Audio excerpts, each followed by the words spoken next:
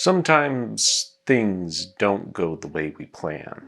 Well, most of the time we are chasing ideal perfection that we never quite hit, and success just seems to be how many degrees we can put between us and our definitions of failure. So, what does this actually have to do with a photography lens review? Well, I often rely on the thesis that perfection is not actually something that can ever be achieved by person or by thing. It's just a goalpost to strive towards. It's an essential point of context in a world that persistently promises that the following product will be something that you need to transcend all past failures and inadequacies, making the sum of its parts greater than, well, your own. What's that? You're not looking for consumer nirvana? Well, no matter, there's something equally detrimental to young and old photographers alike on the other end of the sales pitch. There's the promise of inherent character and soul that comes from a lens, something that brings a more profound value because of its imperfect traits. Are you looking for that piece of the photographic puzzle that will communicate the deep and twisted soul of its creator?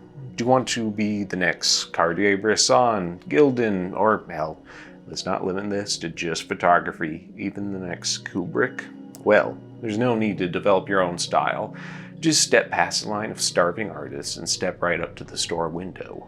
There's the Leica look, the timeless designs of Zeiss's historical lens structures, the legendary Cooke Speed Panchro, and in the realm of Fujifilm, the original 35mm f1.4R. All seem to bring a magic to their image through the almost indefinable. One of the first Fuji primes ever made has become a colloquial legend since its first debut because of what others claim it to be. Now, I'm not sure where the legend of this mystical lens started, but whether it be Thomas from Fuji Love stating in his 2015 review that the 35mm has absolute unique character and soul, or more modern coverage and slightly outlandish claims like from Shark and Palm saying that the optics of this lens are absolutely gorgeous and that the Fujifilm 35mm can be shot wide open without sacrificing noticeable sharpness. Regardless, the tale has already been spun into the algorithm time and time again, the consensus of which being that there's something special about this lens that seems to transcend all optical science and logic. Now, I don't know about you, but these sorts of claims and legends are hard to ignore for the photographic adventurer. The perfectly imperfect lens seems almost too good to be true, so come follow me through the odyssey of misadventures and mishaps which made up this lens review as I pile on my own unsolicited opinions which will either tarnish or polish the golden grail of the Fujifilm prime lens lineup, the original 35mm f1.4R.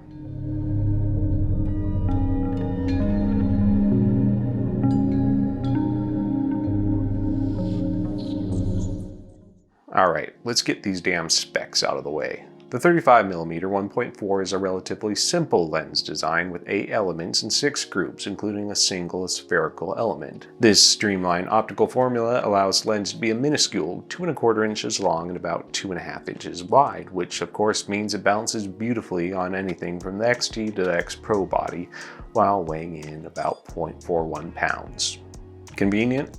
Yes, magical, that has yet to be seen, but it is a small miracle that this lens manages to pack a 1.4 formula into such a tiny lens housing. The 35mm is built to what we know now to be standard Fujifilm lens quality, mostly metal, very little plastic, and all in all a very timeless design with a cute button nose to boot.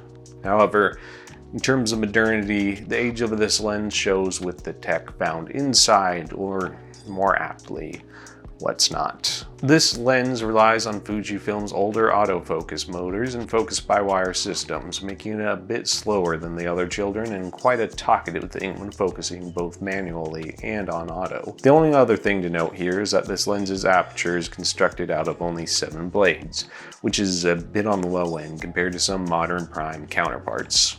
Now, with all this being said, it seems to be quite a mundane lens, more akin to the Canon Nifty 50 than a Summicron, with no telltale signs of magic in the physical, so I suppose we must look towards the spiritual and experiential to find the source of the seemingly occult incantations this lens has drawn so many sailors towards the rocks with. So, let's begin with the landscape.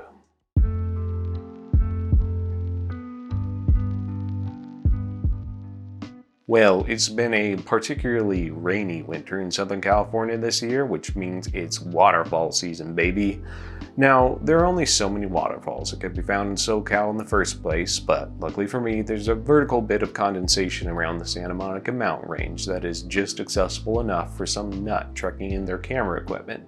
So, let's head over and try to put the 35mm through its paces in the world of landscape photography. Well, sort of. Now, regardless of great intentions or harrowing journeys to great quality throwaway YouTube content, sometimes things just don't go the way you plan. As I hoofed it through the meadows, up the canyon rim, and down into the switchbacks of the valley below, I felt an impending sense of dread.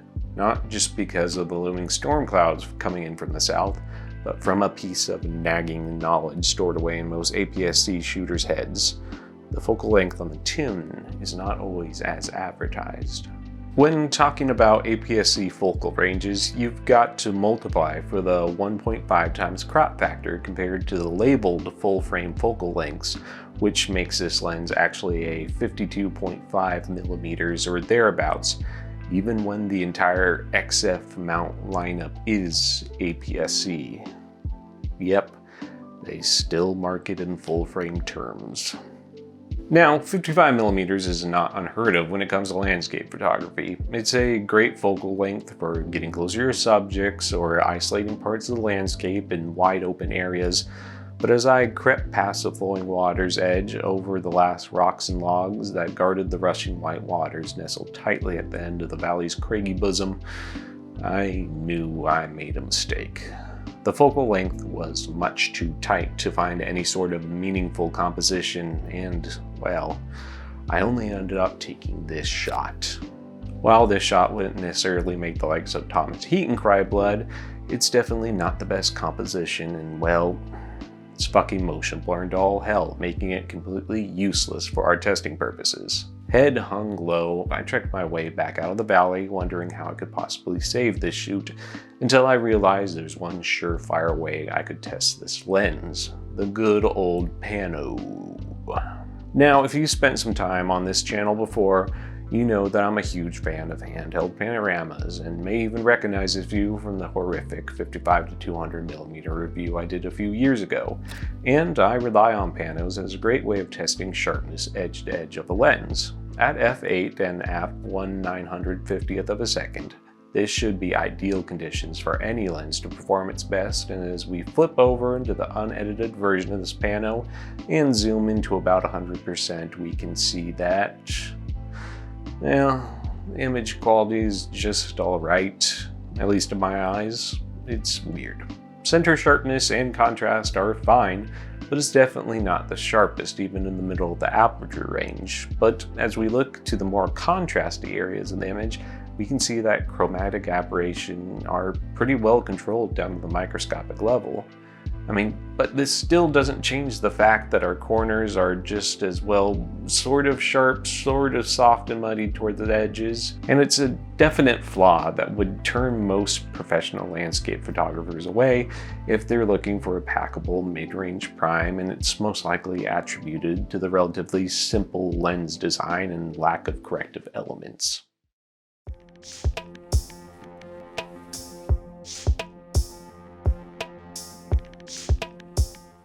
Okay, so not quite a total flop, but falling far from the mark of success and filling 10 minutes of your time, I decided I needed to test this lens's image quality with more of a walk around and everyday use case scenario where this lens would hopefully shine the brightest.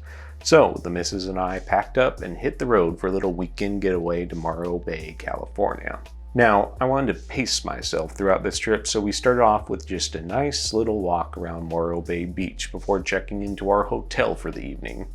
It was a beautiful and bright afternoon with cloudless skies that would fill any photographer with rage, but I at least got the opportunity to crank the lens aperture down and shutter speed high to focus on pure image quality. Again, I understand that this isn't a 1.4 bokeh beast, but I think most humans are not purely nocturnal creatures, so it's still relevant to test this lens past its night vision characteristics.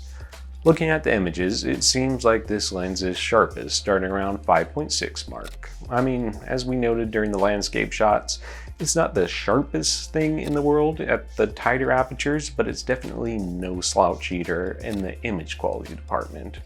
Walking that fine line between focused imagery and having this almost imperceptible soft glow, especially around the more contrasted highlights. This is what we call halation, which is the spread of light beyond its proper boundaries to form fog around the edge of brighter parts of an image, and is a very familiar and often desirable flaw in vintage lenses that videographers emulate with the use of glimmer and mist filters that mimic this effect to even greater magnitudes than we see here. Now, it's neither a good nor a bad thing per se, but halation does tend to soften an image and create blooming effect around the highlights. While the 35mm doesn't display as much halation as these types of filters, even at their lowest offerings, you can still see this halation effect take place on the microscopic level in a lot of these sample images that we've seen here today, which is probably due in part to the lack of multiple ED elements and older Fujifilm lens coatings. Now, this is starting to shape a theory on why folks think this lens has a certain look to it, but that thought in our weekend getaway was called shortly for rain, so let's pack it in with our tails tucked between our legs and get to the real point of this prime, blowing out the background and doing some product and headshot photography. These are a few of the feature newspaper advertisements from the various campaigns where large space and generous color proved very effective. Right, so while not the most obvious example at first glance, product photography is basically portraiture for consumer crap, so let's take a look at this challenging backlit setup I made specifically for this review. Now, even at 2.8, I really should have focus stacked this shot since I was a little back focused on the middle of the pliers, but we can still see that center sharpness is absolutely good enough for use, and you can see just about every mark and scratch on the metal. And the focus fall off is hardly noticeable if we take a look at the image as a whole. The background isolation is, well, excellent, and our out of focus area is soft and smooth as to not rob attention from our main subject of the image. And by taking away all the corrections from this image, I'm actually very impressed by the flare control, at least on this image set, since I actually had to add a lot of this flare in post to get the look I wanted. The only thing that does irk me a little is the amount of chromatic aberration we get in just about every high contrast area of the subject. Cranked all the way open to f1.4, like on these watch shots, you can see that this problem gets worse when wide open, but will almost completely disappear by f4. Now keep in mind, this is about the most challenging situation you can throw at a lens. Stopping down a bit is not going to be the kiss of death and can still provide plenty of separation, but it's something to keep aware of if you're that hypothetical type of shooter that wants the absolute shallowest depth of field from product shots and have absolutely no time to do anything like focus stacking or corrections in post.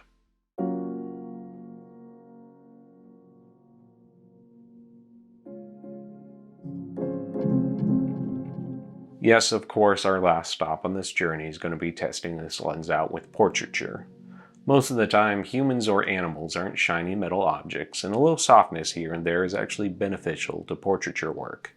If you remember back to my previous Fujifilm Moneymakers video, I actually did call out this lens in particular when shooting wide open, because it was just far too soft and smudgy at f1.4 with terrible chromatic aberrations in bright sunlight. I would recommend, if you're going to use this lens for portraiture cranked all the way open, is to use it in darker environments when utilizing the max aperture makes sense, like with these shots of pearl and with sapphire. But if we're talking about maximizing image quality, I wanted to give this lens a fair shot in a more controlled environment. So Isaac from Home Game Productions and I headed out one morning to test this lens with a flash portrait session to redo my social media headshot.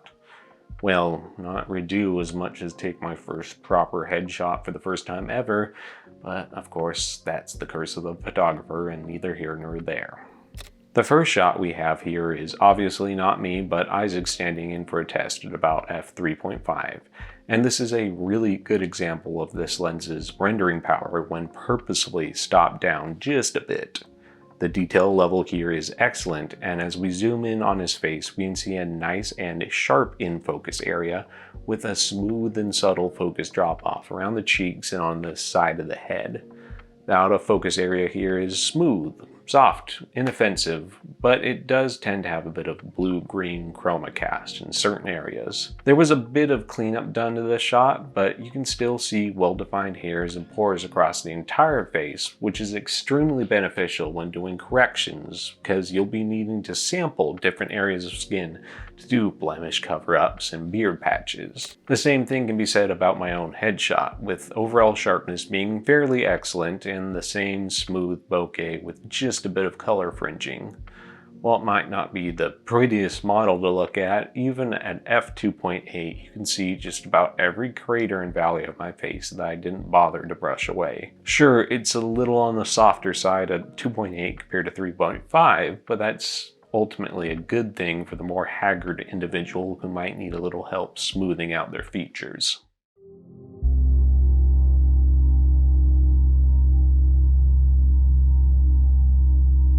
And this brings us back full circle to my conclusion on this lens, and why I believe others claim this lens to have ethereal characteristics. It's because of what it lacks. Sure, we may have disproven the claims that it has perfect optics or the ability to shoot it wide open without some sacrifices to overall image quality, but I think we did prove that this lens has just enough character to keep things interesting. The 35mm is far from optical perfection. It has halation, chromatic aberration, vignetting, ghosting, and general softness, all of which are red flags to modern lenses, but is this necessarily always a bad thing, or is it all just a matter of perception? Not just whether this is a subjectively good lens or not, but the perceptions of how you feel when you're using this lens.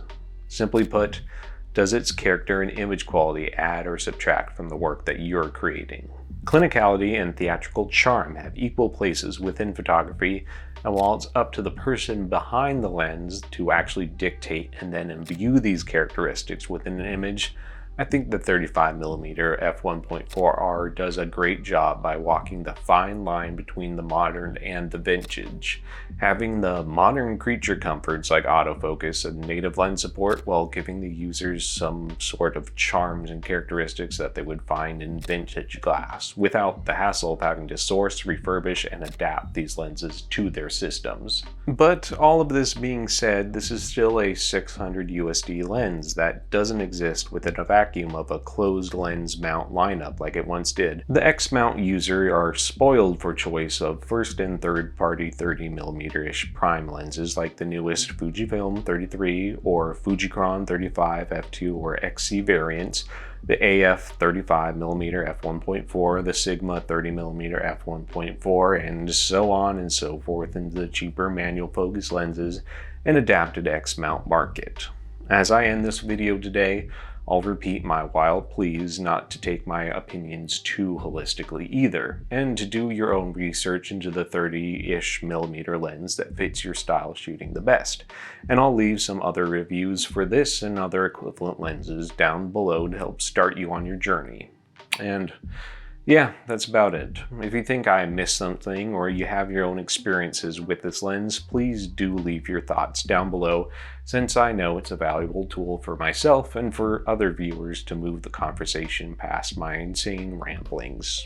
But hey, if you're into that sort of stuff, how about you subscribe to the channel as well? Anyway, this has been Ben Heitrick, and remember, shoulda, coulda, woulda, or sitting in the sun thinking about all the lenses they would like to have instead of the pictures they shoulda, woulda, coulda done. Alright, take care.